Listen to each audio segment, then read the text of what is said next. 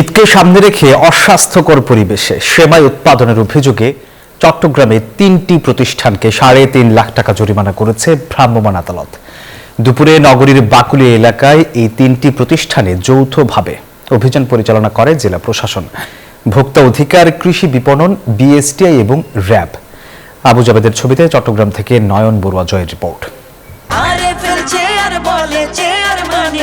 RFL chair, ক্ষমতার নয় সমতার চেয়ার। এইভাবে অস্বাস্থ্যকর পরিবেশে তৈরি হচ্ছে সেমাই। ঈদ উল ফিতরে চাহিদার শীর্ষে থাকা খাদ্যপণ্য সেমাইয়ের অধিক মুনাফার লোভে নামে বেনামে অনুমোদনহীন প্রতিষ্ঠানগুলো কোনো রকম গুণগত মান ছাড়াই উৎপাদন করছে টনে টনে সেমাই। এমনকি ভেজাল ও নকল উপকরণ দিয়ে উৎপাদন করা হচ্ছে এসব সেমাই। বৃহস্পতিবার নগরীর বাকুলিয়া এলাকায় এই কারখানাগুলোতে অভিযান চালায় ভ্রাম্যমাণ আদালত। প্রতিষ্ঠানগুলোকে 3,60,000 টাকা জরিমানা করা হয়।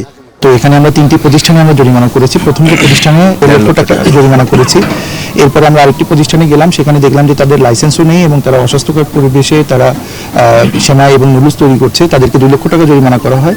এইসব কারখানাগুলোর বিএসটিআই এর অনুমোদন যেমন নেই, তেমনি উৎপাদনের প্রতিটি ধাপ ছিল অস্বাস্থ্যকর, যা জনস্বাস্থ্যের জন্য মারাত্মক হুমকি বলে জানান কর্মকর্তারা।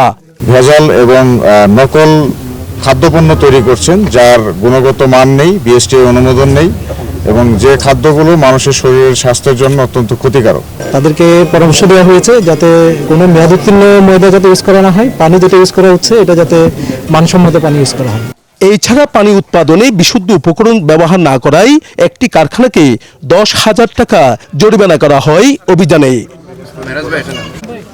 নয়ন বড়ুয়া জয়, নিউজ 24, চট্টগ্রাম।